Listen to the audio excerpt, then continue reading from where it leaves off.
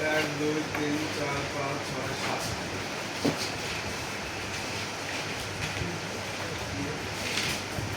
7 여기다 누가 사? হ্যাঁ 여기 누가? বলা তো এটা তুলে নিয়ে যাও 1 2 3 4 5 6 7 আচ্ছা শ্রেণী ব্যক্তি তোমরা সাথে সাথে কোথায় দেবো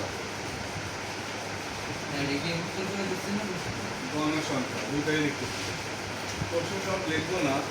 কারণ প্রশ্ন মাত্রাতে দিচ্ছি 66 থেকে 70 71 থেকে 75 73 থেকে 80 81 থেকে 85 85 86 থেকে 90 91 থেকে 95। আচ্ছা দেখো এর গণসংখ্যা আছে কত 5 8 15 ক্যালকুলেটর রেডি রাখবা 12 7 3 এখান থেকে প্রশ্নটা ছিল প্রস্রোত নির্ণয় করো কি নির্ণয় করো প্রস্রোত নির্ণয় করতে বলেছে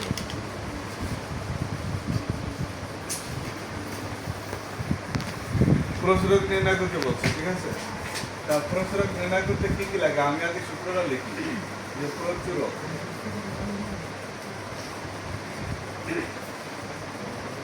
প্রচুরকের সূত্র হচ্ছে L plus F1 divided by F1 plus F2 গুণ কি তাহলে এখানে কি কি মান লাগবে এখানে L এর মান লাগবে L হচ্ছে প্রচুরক যখন নির্ণয় করব তখন একেবারে ডাইরেক্ট এখানে দেখবো যে প্রচুরক সবচেয়ে প্রচুরক কি সবচেয়ে প্রচুর বেশি যে বড় সংখ্যা আছে বড় সংখ্যা সেটা দেখবো এখানে সবচেয়ে বড় সংখ্যা কত আছে 15 আছে কত আছে 15 আছে এই 15 সংখ্যাটা সবচেয়ে বড় এই জন্য এইখানেই প্রচুরক আর এটা হলো প্রচুরক শ্রেণী এটা হলো প্রচুরক এখন দেখো প্রচুরক শ্রেণীতে লো হচ্ছে এল হচ্ছে লো নিম্ন সীমা কত আছে 73 আর F1 এর মান এই 15 থেকে তার পূর্বের সংখ্যা বিয়োগ করলে পরে F1 এর মান পাওয়া যায় তাহলে 15 থেকে 8 গেলে কত হচ্ছে 7 আর F2 এর মান কত 3 F2 সমান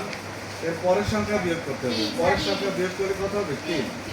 এটা হলো গিয়ে F2 আর H এর মান কত বলো তো 5 H এর মান এই দেখো 70 75 80 85 90 95 প্রতি ক্ষেত্রে 5 করে বাড়তেছে কয় করে 5 করে সেই জন্য ব্যবধান হবে 5 এবার মান কত এই সব কিছু এর মান কত 76 প্লাস F1 এর মান কত